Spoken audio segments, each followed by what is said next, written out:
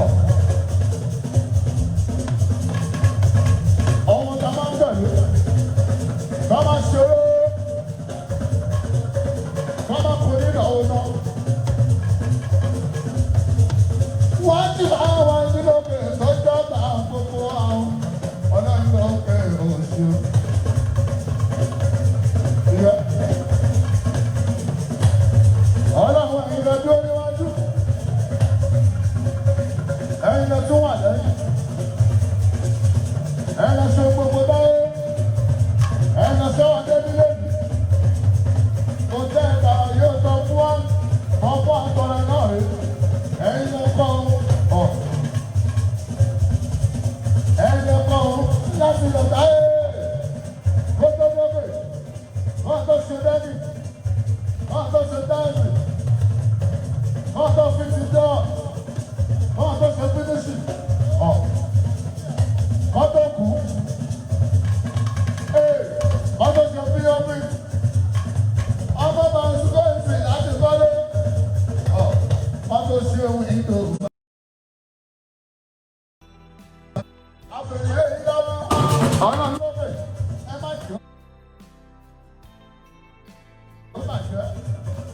Àṣẹ tíbílẹ̀nì owó ọmọ àlùbáríkà wọ́n máa ṣe fàǹsì bí mo ní ètò kòkó máa ga sí. Ó kẹta ni ó bá so tó jẹ́ pọ̀ sí láàtọ̀ fún wa.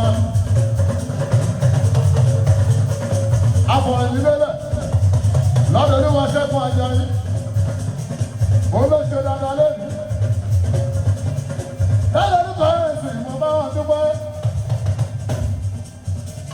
Olúwa ṣẹ́gun Àjàyí, Àjàyí ìṣẹ́gun jẹ́, Àjàyí ìṣẹ́gun jẹ́, Àjàyí, Àjàyí ìṣẹ́gun, yóò ṣẹ́gun Àjàyí ló. Olúwa ṣẹ́gun Àjàyí, ẹ̀yọ́ níbí, ẹ̀yin náà kọ́lẹ̀ tó níbí. Ọlọ́run lọ́pẹ̀ lórí mi ò máa rú. Inú kan ni a máa lò lájẹ́ ìjọ oníwà ń dẹ́kun Àjàyí. Ẹ wá dé wá. Ó ní kò sí inú odò ògbó, ó ní kò sí bàánù máa gbó. Tó bá ṣòro ìtẹ́lẹ̀ ní, a máa bínú. Adọ́nà ló ń bẹ ní mọ̀nà ọmọ yẹn o.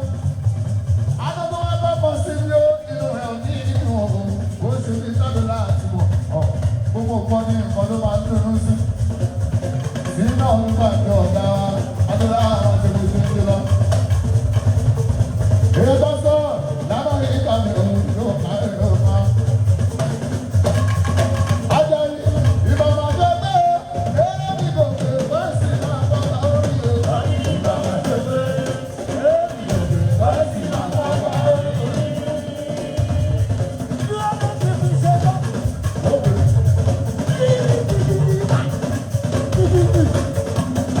Oh,